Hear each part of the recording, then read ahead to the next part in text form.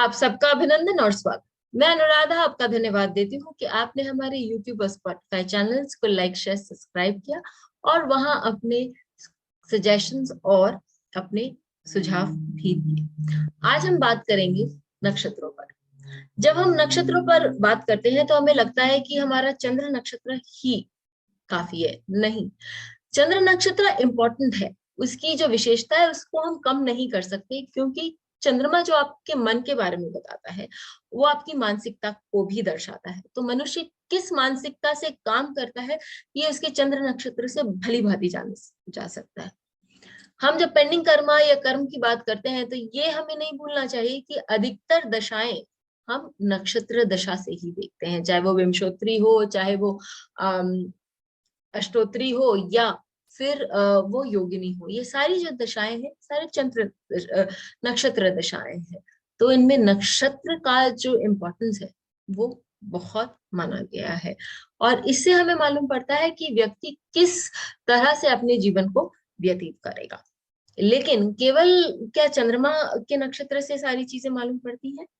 नहीं, बाकी जो 8 ग्रह हैं और जो लग्न है उससे भी बहुत कुछ मालूम पड़ता है, क्योंकि हर ग्रह या लग्न किसी ना किसी नक्षत्र में होगा और उस नक्षत्र की भी अपनी खूबियां होंगी। इन दोनों के साथ चलकर जब हम इसका विश्लेषण करते हैं तो ये बहुत अच्छा हमें रूप बताते हैं। अब जैसे यदि किसी का द्वितीय भाव का स्वामी यदि पूर्व भद्र में है तो वो व्यक्ति जो है वो अपने घर के फाइनेंस को लेकर, या वो व्यक्ति अपने घर के अपनी पढ़ाई को लेकर हमेशा संतप्त रहेगा या सोचता रहेगा, या उस पर ही अपना सारा ध्यान जो है वो केंद्रित करके काम करता रहेगा। वहां पर हो सकता है उसको अपने मॉरल वैल्यूज को सही रखने के लिए बहुत प्रेशर हो, और वो उस प्रेशर में भी बहुत अच्छा काम कर सकता है। अब ये कौन सा ग्रह है उससे और भी बात समझ में आ जाएगी, क्योंकि हमें मालूम पड़ जाएगा कि ये कौन सी राशि का स्वामी है। तो ये सारी चीजें जो है हमें नक्षत्र से बहुत अच्छे से मालूम पड़ता है। स्पेशल नक्षत्र भी होते हैं जो कि आपको बहुत सारी बातें बता जाते हैं। तो नक्षत्र जो है वो केवल क्या उनकी डीएटी से या उनके जो एनिमल एसोसिएटेड है उससे, या उनके एक सिंबल है जो चिन्ह के बारे में हम पढ़ते हैं, खाली क्या इन 3-4 पैरामीटर से ही हम नक्षत्र का मापदंड कर सकते हैं? नहीं, नक्षत्र को समझने के लिए कम से कम 20-25, यदि उससे अधिक न हुए तो कम से कम 20-25 तो मापदंड हैं ही, और उनसे हम बहुत अच्छे से समझ सकते हैं उस व्यक्ति का स्वभाव कैसा है और उस व्यक्ति के जीवन में घटनाएं कैसे घटने वाली हैं।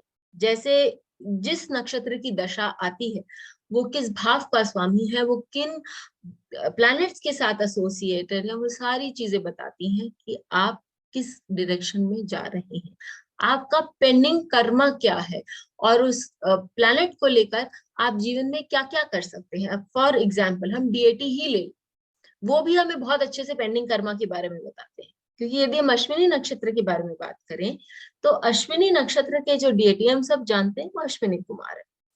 तो वो उनका स्वभाव कैसा है, वो हर जगह बहुत जल्दी पहुंच जाते हैं, उनको घूमने फिरने का बहुत शौक है, उनको हंसी मजाक करने का बहुत शौक है।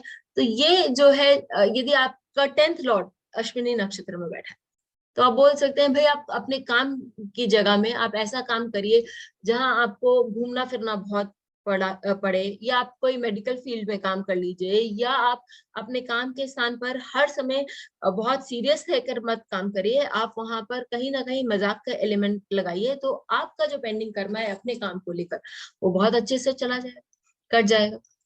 अब हम ये भी जानते हैं कि चलिए ये तो हमारी बात हो गई कि ये पेंडिंग कर्मा किस तरह से करता है, लेकिन हर नक्षत्र का अपना एक वो साइड है जो कि बहुत अच्छा नहीं है, या एक कमजोर साइड भी है, और मनुष्य उतना ही स्ट्रांग होता है जितना कि वो अपनी कमजोरियों के बारे में जानता है। जब हम अपनी कमजोरियों को समझ सकते हैं, जान सकते हैं, तो हम उन पर काम भी कर सकते हैं और कहीं ना कहीं एक अच्छे व्यक्ति भी बन सकते हैं। और अच्छे व्यक्ति बनने के साथ साथ जीवन भी हमारा सफल भी होता है और स्मूथ भी होता है। तो ऐसी स्थिति में हम अपने इन कमजोरियों पर यदि काम कर लें तो एक्चुअली भाग्योदय।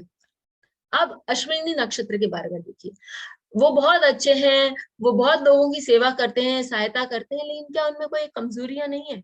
है, बहुत सारी कमजोरियां हैं। उनमें से कुछ ये है कि वो किसी भी काम को टिक कर बहुत ज्यादा देर तक नहीं कर सकते, उनको कुछ ना कुछ नया एक्साइटमेंट चाहिए लाइफ में। तो इसको हम किस तरह से ठीक करेंगे? वो व्यक्ति जिसका 10th लॉर्ड अश्विनी नक्षत्र में है, वो किस तरह से एक काम को, किसी भी काम को 9 से 5 या 9 से 8 रेगुलरली करेगा, उसके लिए भी हमें कुछ ना कुछ उपाय सोचना पड़ेगा या ऐसा कुछ देखना पड़ेगा जिससे कि वो व्यक्ति अपना अपना जो कर्म है उसको भी पूरा करे, और जो उसको लेसन सीखना है कि किस कहीं उसको टिक के काम करना है, मन लगा के काम करना है। यदि उसका प्रोजेक्ट बड़ा है तो उसको किस तरह से उसको पूरा करना है, आधे रास्ते में नहीं छोड़ के आगे बढ़ना है। ये सारी बातों के बारे में भी हम जानेंगे।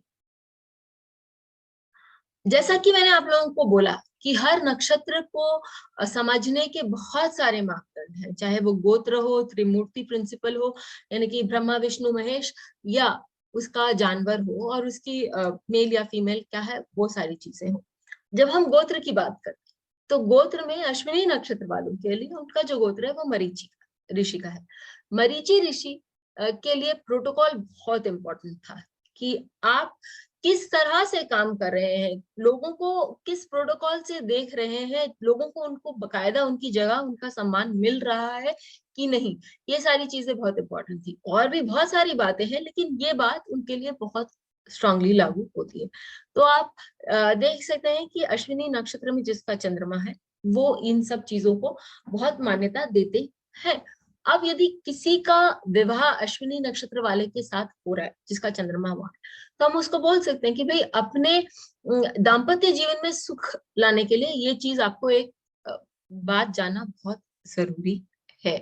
इससे क्या होगा कि जब आप मैरिज मैचिंग कर रहे हैं या आप कोई चीज देख रहे हैं, उसमें आपको एक डायरेक्शन भी मिलेगा कि किस तरह से जोड़ी को बना के रखा जा सके। एनिमल बिहेवियर, हाँ वो मैरिज मैचिंग में इम्पोर्टेंट है, लेकिन जब मनुष्य खुद पर भी देखे कि अश्विनी नक्षत्र के लिए वहां पर मेल हॉर्स जो है वो एनिमल है, तो वो हम बता सकते हैं कि इसके चरित्र में ही है या इसके स्वभाव में है, इस व्यक्ति के फटाफट चलना, फटाफट काम करना, दौड़ते भागते रहना, तो वो व्यक्ति स्वाभाविक रूप से तेज है।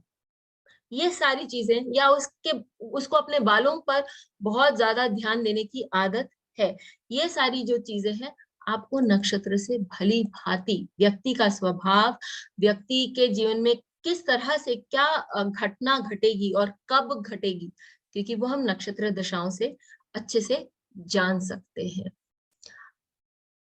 हम जानते हैं कि हर नक्षत्र जो है वो त्रिदोष के किसी ना किसी त्रिदोष के अंतर्गत आते हैं, और यदि लाइफ में इम्बैलेंस हो तो ये जो नक्षत्र हैं ये आपको बता देते हैं कि आपके कौन से त्रिदोष में इम्बैलेंस है, जिसके कारण जो सारे बीमारियां हैं उनका विकार वो विकार के रूप में आपके सामने आ रही है। तो मैंने बहुत सारे चार्ट्स पे, अराउंड 100 चार्ट्स पे मैंने देखा, और जो मैंने लोगों को बोला वो बहुत 90% से ऊपर बार लोगों ने बोला कि हाँ ये ऐसा हो रहा है कि वात का प्रॉब्लम है या पित्त का प्रॉब्लम है। तो उससे नक्षत्र से हमें मालूम पड़ सकता है कि जड़ कहाँ है, आपका कौन सा त्रिदोष जो है वो थोड़ा सेंसिटिव है और वो आपके लिए लाइफ में प्रॉब्लम्स या बीमारियां खड़ा कर सकते।